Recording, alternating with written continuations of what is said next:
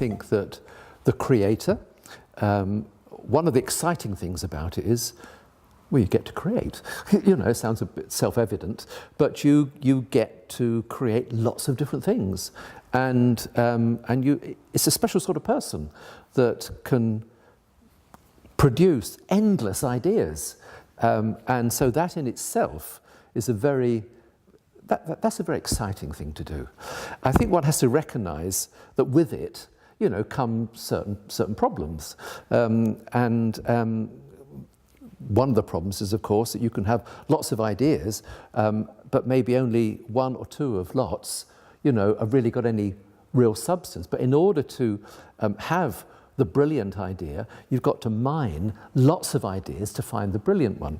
And sometimes, you know, people who want to be creators have to go through that process. I've got to put 20 ideas on the table in order to find that gem. And I think that's a legitimate way of working. I think it's a legitimate ambition to have.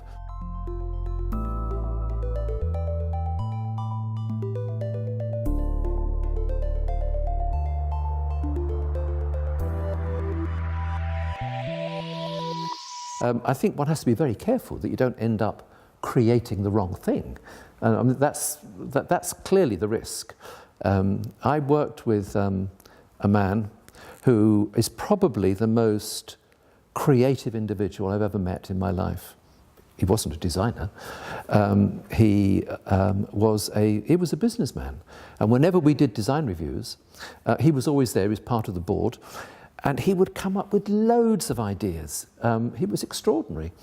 And most of them were complete rubbish. But from time to time, the guy had real insight. He just put his finger on something. I don't think he realised that that was the one that was better than the 20 before, which weren't any good at all. But he was just prolific in his creative thinking. He was an accountant, actually, by trade.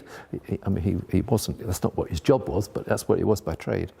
So I've got a lot of time for people like that, but they've got to recognise that there are constraints on their usefulness.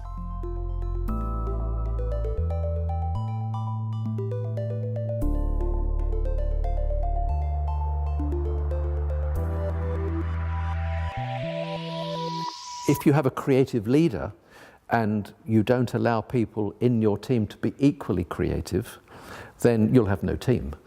You're not really, you know, you'll just have people who are, yes, I'm not sure what you would call them, they're just people following in a shadow. They're not adding anything really.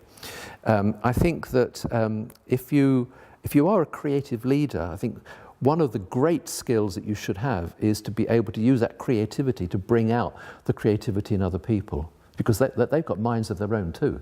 And you can actually get a lot more creative ideas out of them by showing them by example, you know, well, here's a few creative ideas I have about this particular problem. Can we work on those, and can we have other ones coming in to join them? So I think